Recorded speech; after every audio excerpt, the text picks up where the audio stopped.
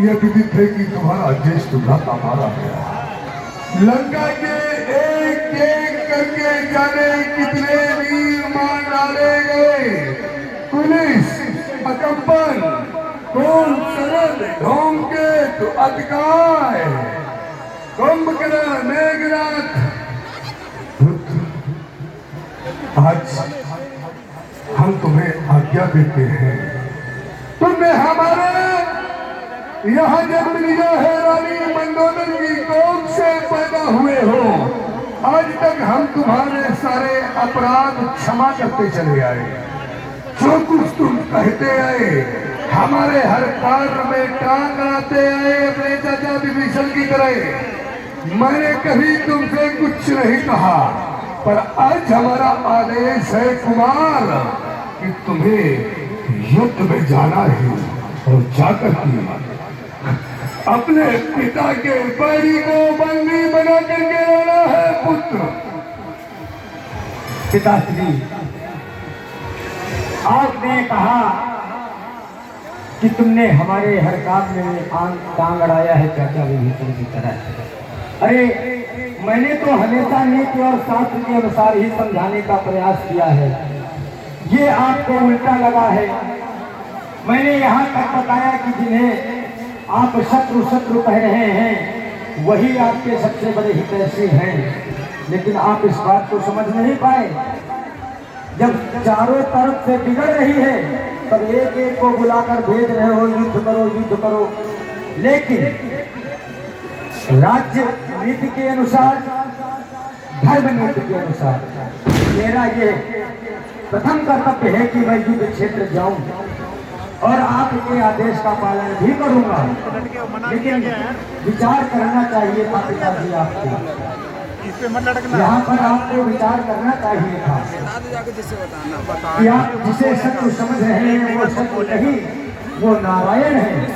बस आपकी तुमने फिर पुरानी अपनी बात चालू करनी कुमार। हमने आदेश दिया है और तुम फिर हमें समझाने लगे। वो कोरा ज्ञान सिखाने लगे जो सिखाते चले आए हो कुमार। फिर आज हमें फिर क्या देने लगे। हमारे आदेश का पालन करो, रण क्षेत्र के लिए जाओ और जाकर के युद्ध करो।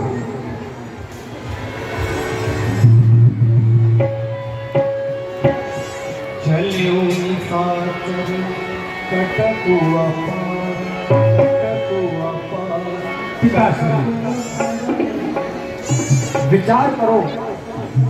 विचार तो हमने कर लिया, अब तुम्हें ना विचार करना है ना कुछ कहना है। राजधर्म की जो आज्ञा है वो तुम्हें मानना है। राजधर्म सर्वस्व इतनोई, उस आज्ञा का पालन करना है तुम्हें कुमार। शीघ्रता करो, युद्ध के लिए जाओ। अवश्य पिताश्री, मैंने पुत्र धर्म के अनुसार आपको समझाया, लेकिन आपकी बात, मेरी बात आपकी समझ तक नहीं पहुंच रही, नहीं समझ पा रहे हैं। और राज्य धर्म का मुझ पर जो बोझ बनाया गया है कि राज्य धर्म के अनुसार युद्ध करो, तो मैं युद्ध तो करूंगा, क्योंकि राज्य धर्म के अनुसार युद्ध करना हमारा दायित्व है। मैं इससे पीछे कभी नहीं जाऊंगा। लेकिन फिर विचार करना, इस समय तो मैं युद्ध के लिए जा रहा हूं और जब तक मेरे तन में प्राण है आप निश्चिंत होकर बैठे। अगर मैं नहीं रहा तो अशुभ मत बोलो पुत्र, अशुभ मत बोलो। जाओ पुत्र जाओ, भगवान शंकर तुम्हारी रक्षा करे पुत्र। विजयी भो, विजयी भो।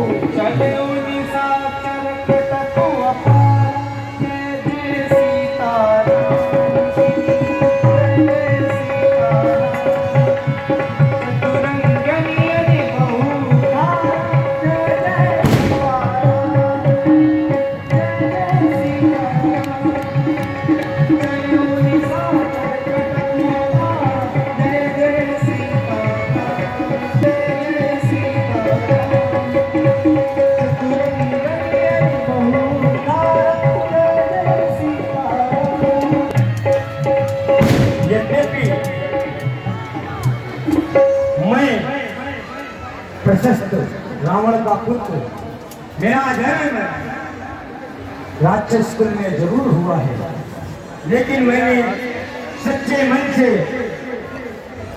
राम को ईश स्वीकारा है। आज बना ऐसी है कि जिसे मैंने इष्ट माना, जिसे अपने जीवन की हर सांस समर्पित कर दी, आज उनसे मत करना। चले आज हमारे नेत्र सफल होंगे और ये नश्वर शरीर शायद परमात्मा की कृपा से उनके एक बार से ये छेड़ होकर निर्जीव हो जाता है तो मेरा तो जीवन धन्य हो जाएगा, मेरी तो सदगति हो जाएगी। आए आज हम रामादल की ओर बढ़ते हैं और युद्ध के लिए बुलाते हैं राघव को। कहाँ है राघव, कहाँ है राम, जिन्होंने लंका में एक से एक पराक्रमी वीरों को मारने मरवाने का कार्य किया है। आज प्रशस्त के सामने भी युद्ध के लिए ये प्रशस्त उन्हें आमंत्रित करता है। प्रशस्त, मैं तुम्हारे सामने खड़ा हूँ। मैं जानता हूँ कि तुम्हारा जो पिता है ना, संसार का सबसे बड़ा धर्मी है। उसके जैसा धर्मी इस पृथ्वी पर पुनः जन्म नहीं लेगा।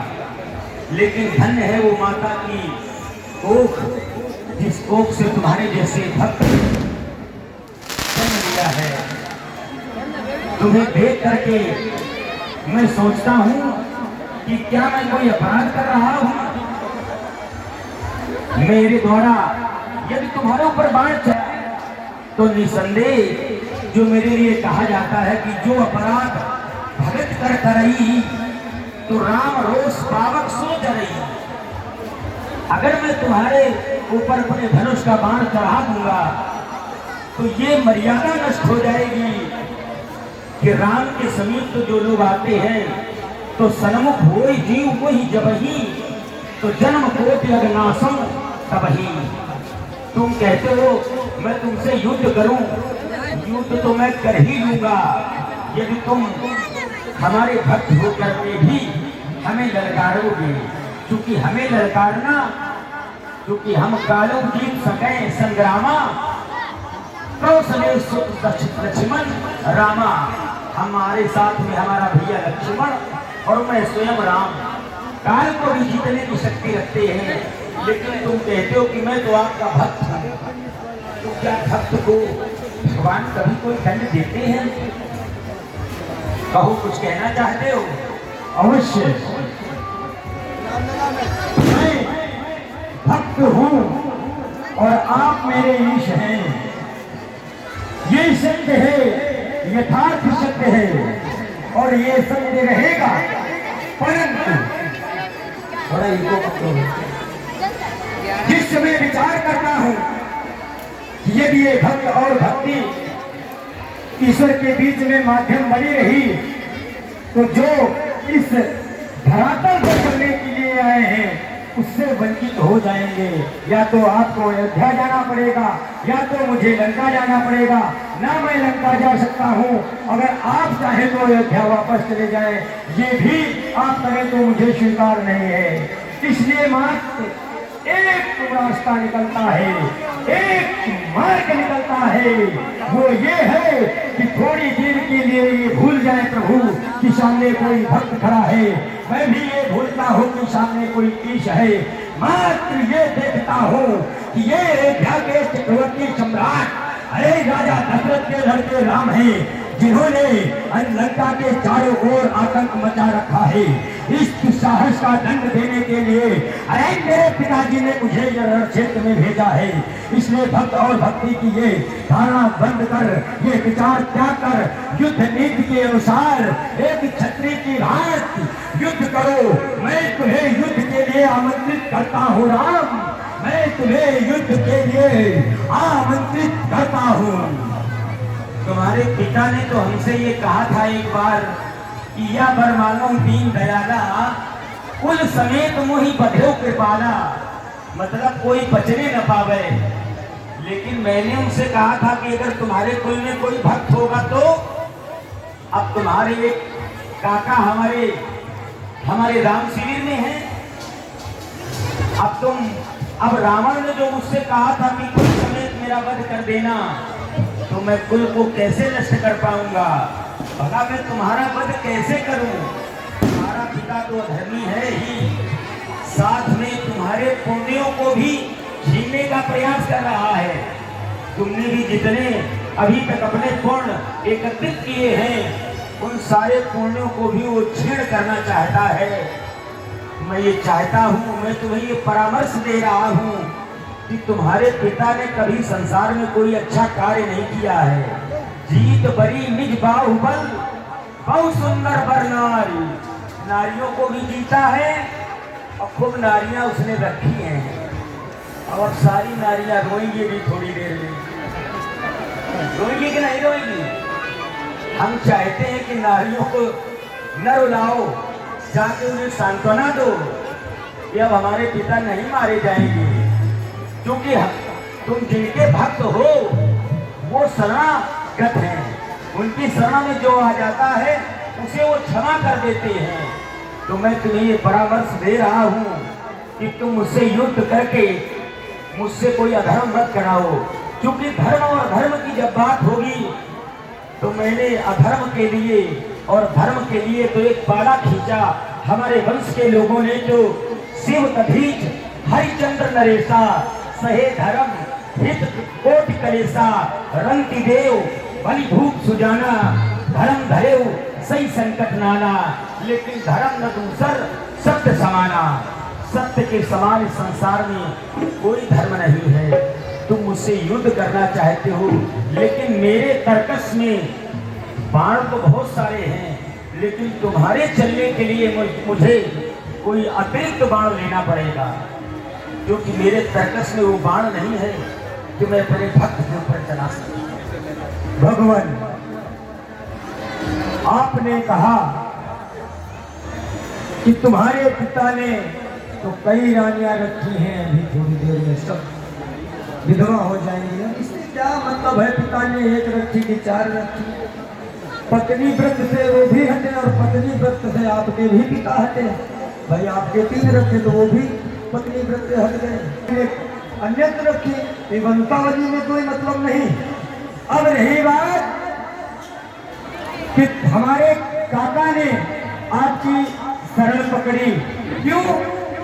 मोक्ष प्राप्त के लिए।